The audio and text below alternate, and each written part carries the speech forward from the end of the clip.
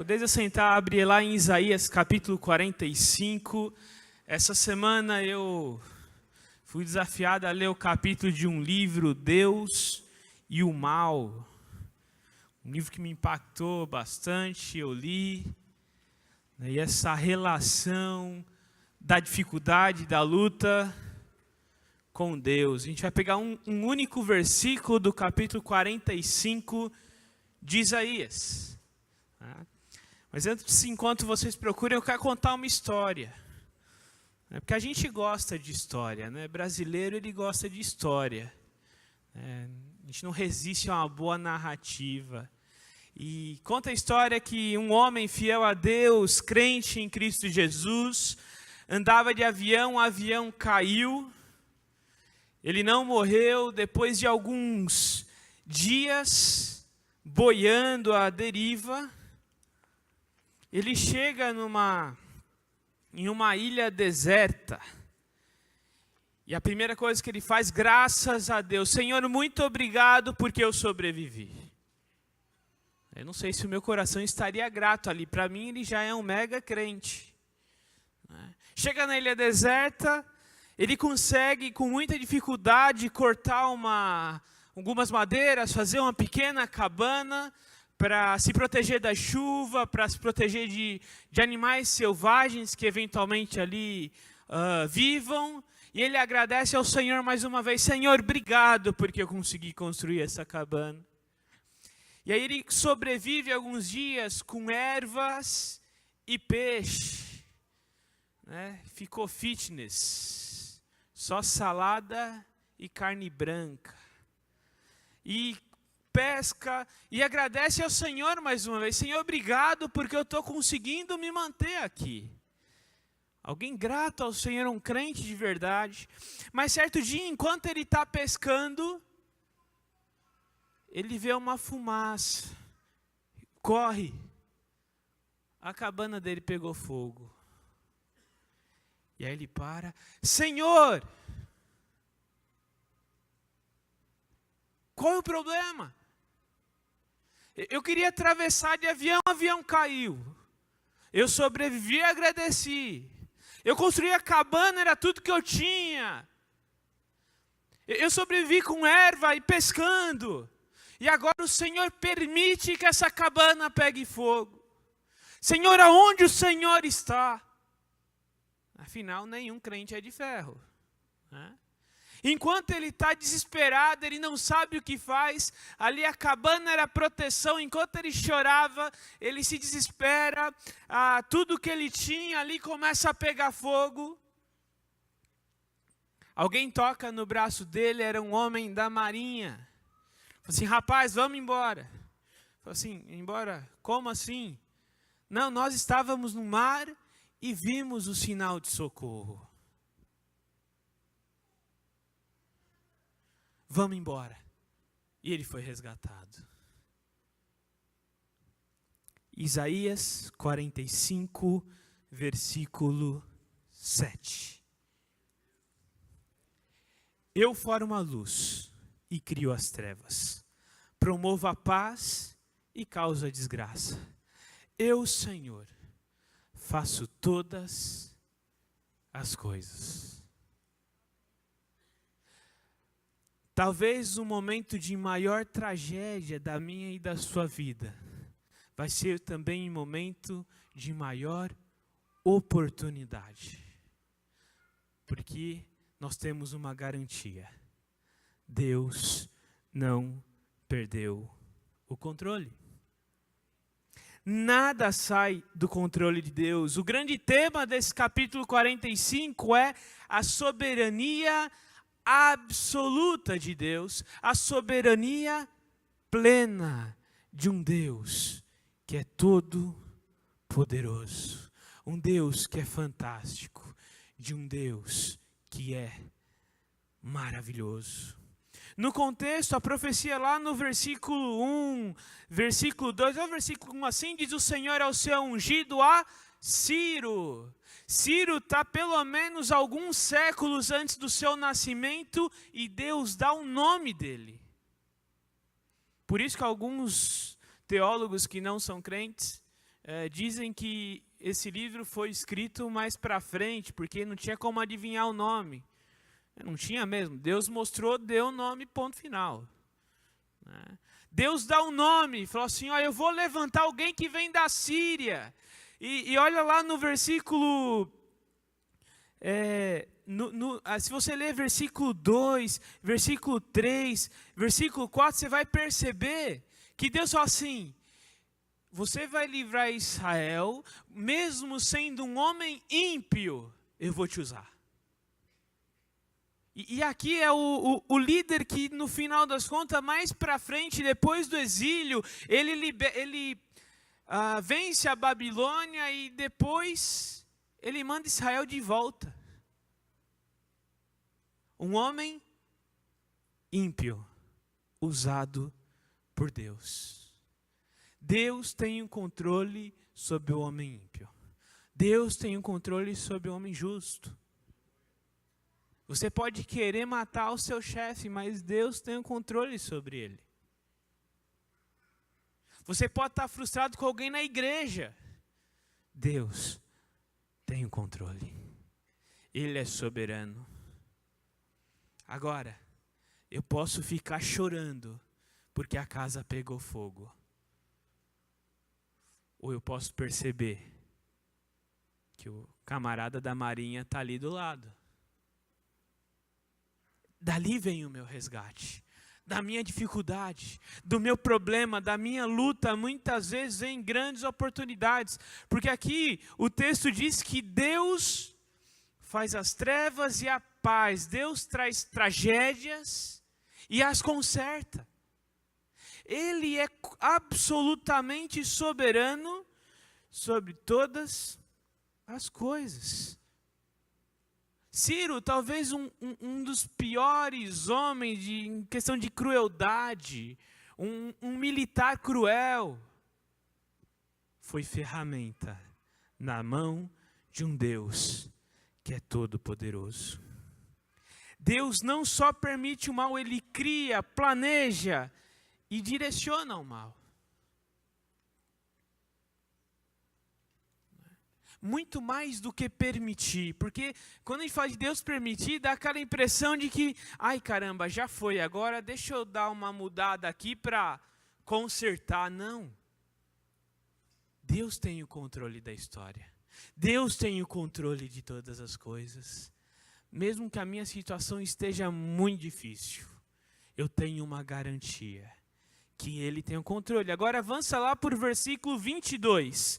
Olha a conclusão aqui no versículo 22. Conclusão de uma parte desse texto. Voltem-se para mim e sejam salvos todos vocês, confins da terra, pois eu sou Deus e não há nenhum outro. A solução para um momento difícil, então, é nos refugiarmos naquele que é soberano. Naquele que é absolutamente soberano. Naquele que o versículo 7 diz, eu faço a luz, eu faço trevas, eu promovo a paz, eu causo desgraça, eu faço todas as coisas. E aqui não está falando do mal moral, do pecado moral em si, mas de tragédias, de eventualidades. O contexto aqui é de um ataque inimigo a Israel como punição. Deus está falando, eu sou o único Deus. Eu sou o Senhor dos senhores, eu sou o Rei dos reis. Se for necessário, eu vou usar outros povos para julgamento. E para te ensinar a caminhar no caminho reto. Quem aqui, quando criança, gostava de apanhar? Não, ninguém. Mas se nós somos quem somos hoje, porque mamãe tinha uma vara de marmelo. Eu aprendi cedo que vara de marmelo não quebra. Não foi porque eu tentei, me contaram. Não é? Terrível. Mas de início, a dor de apanhar, ou a dor de bater também, né? Porque eu acho que o pai se machuca tanto quanto o filho na disciplina. Não parece algo agradável, mas ela tem um propósito. Então, se Deus é bom o tempo todo, não importa o que eu e você passemos, isso tem um propósito. Porque Ele é Deus. E eu gostei muito dessa história porque ela ilustra isso perfeitamente. Uma casa pegando fogo, como a única coisa que temos, quantas vezes parece que todo o nosso chão, ele é retirado. É a empresa que não dá certo. É o negócio que eu contava. É o filho que eu tinha expectativa. Talvez Deus está me ensinando, não coloca a empresa em primeiro lugar, não coloca nem o filho em primeiro lugar, porque eu sou Deus. E aí eu perco tudo. O que eu faço? Aí eu venho para o culto. Tem gente que o culto de quarta-feira parece que é boia salva-vida. Você já sabe, fulano está com problema. Porque veio para o culto na quarta. Se você tem oportunidade, vem aqui às 7 horas. Tivemos um tempo excelente. Ah, mas eu não tenho problema. Ótimo, vem orar. A gente precisa ter esse hábito. Mas a gente só busca quando a gente tem problema. Quantos de nós chegamos à igreja por causa de um problema? Era a casa pegando fogo, mas tinha um propósito. E Deus vai guiando, vai dirigindo todas as coisas. Olha Isaías 55, versículo 8. Um pouquinho para frente só, Isaías 55, verso 8. Quando você falar, eu não estou entendendo o que está acontecendo, Deus não pode estar nisso, lembra desse texto, pois os meus pensamentos não são os seus pensamentos, nem os meus caminhos são os seus caminhos, declara o Senhor. Se eu entendesse todos os caminhos de Deus, eu seria Deus. Se eu não sou Deus, eu não vou entender. Mas ainda eu sei que Ele é bom, digno de toda honra, digno de toda glória, digno de todo o louvor e adoração, porque Ele é Deus.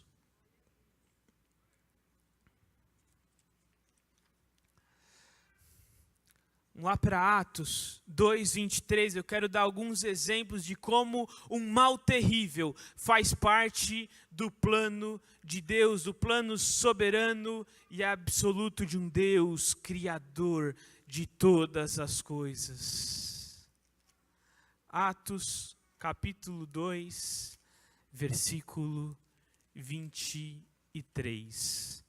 Atos 2, 23, que diz assim: esse homem, falando a respeito de Jesus, esse homem foi entregue por propósito determinado e pré-conhecimento de Deus, e vocês com a ajuda de homens perversos o mataram pregando na cruz, onde parecia que o pecado e o diabo e a morte tinham vencido, era o plano de Deus para a redenção de todo aquele que crê.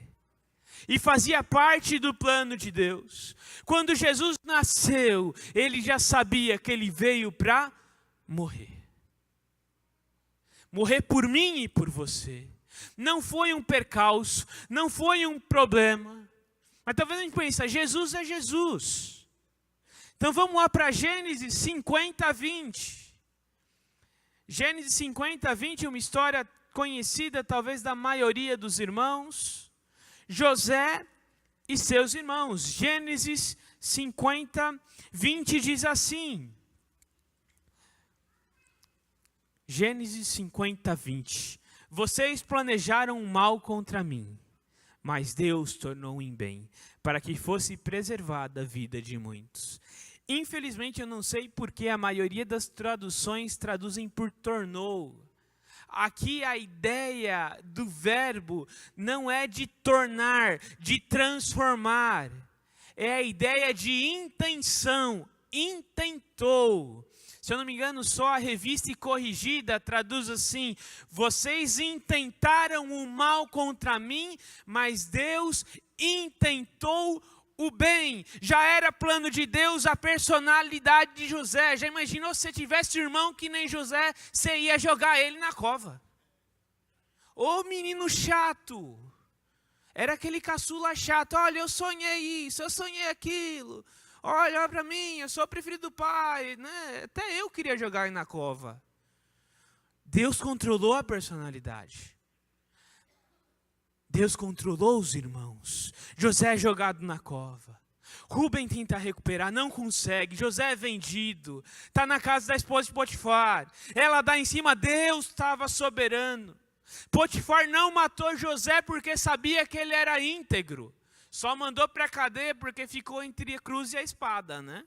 E agora, eu dou ouvido para minha esposa, que é sem vergonha, eu sei, ou eu mato um cara inocente. Então joga na cadeia e a gente resolve o problema. Passou 2 anos na cadeia. Foi traído, decifrou sonhos, o camarada esqueceu de José. Deus estava trabalhando no coração de José. Não foi um processo fácil. Foi um desafio. Deus estava trabalhando para logo avante ele se tornar o segundo no Egito. Abaixo apenas do faraó.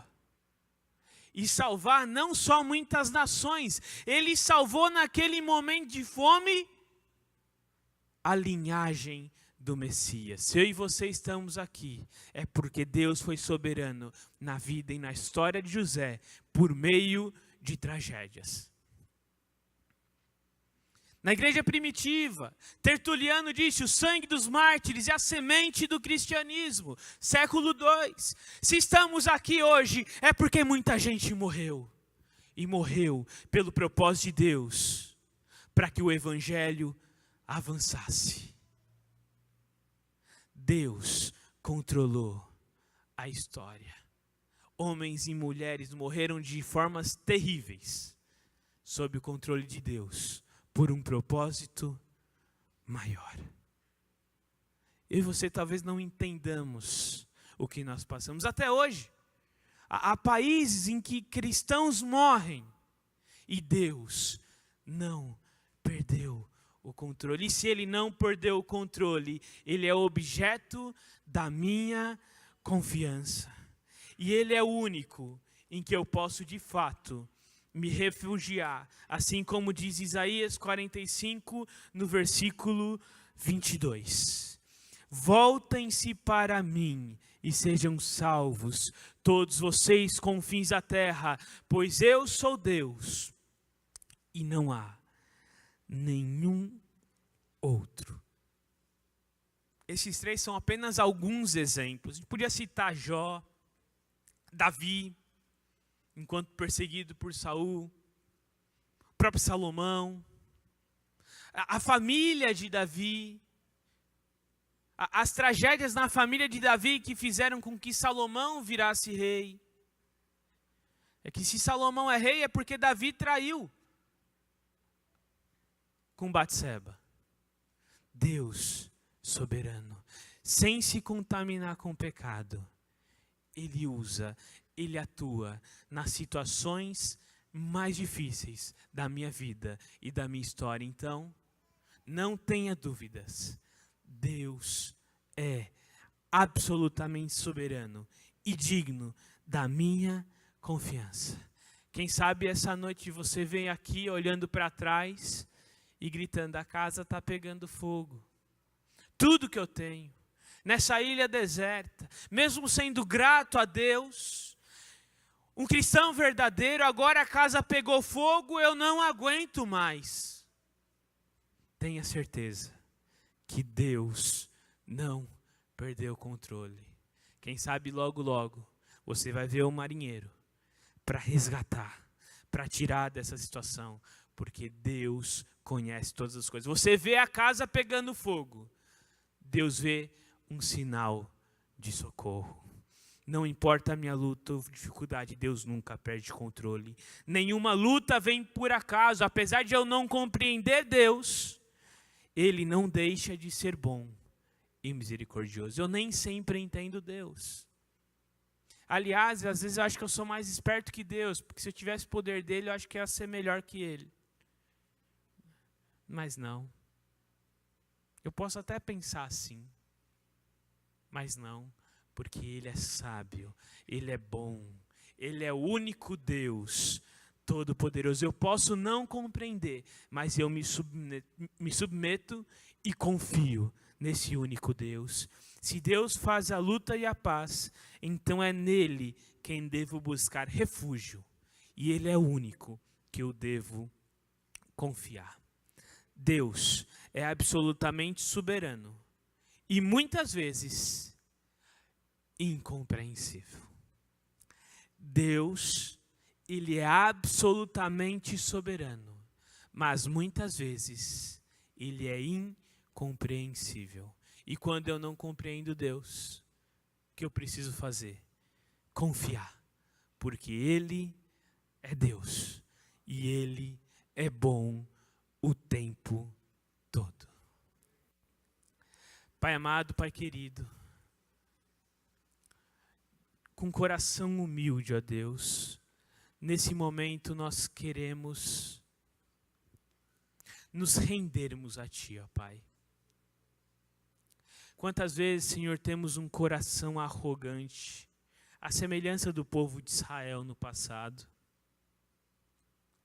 Coração que se acha superior, que se acha inteligente, que se acha capacitado, mas é tão limitado, ó Deus. Eu não sei a circunstância, a luta, o desafio que cada um dos meus irmãos tem enfrentado, mas o Senhor conhece. Porque o Senhor é o Deus que sabe todas as coisas. O Senhor é um Deus soberano. O Senhor é um Deus que não perde o controle. O Senhor é um Deus que faz a luz e faz as trevas. Traz a paz e traz desgraça. O Senhor é o único Deus. Senhor do Senhor. Reis dos reis. E é por isso, ó Deus, que nesse momento nós queremos com humildade consagrar as nossas vidas ao Senhor. Pedir perdão, ó Deus, se muitas vezes não percebemos que o Senhor está atuando, que o Senhor está moldando nosso coração, que o Senhor está moldando nosso caráter. Mas nessa noite, ó Deus, nós queremos engrandecer ao Teu nome em meio à luta e à dificuldade e confiar que o Senhor é Deus. Em nome de Jesus. Amém.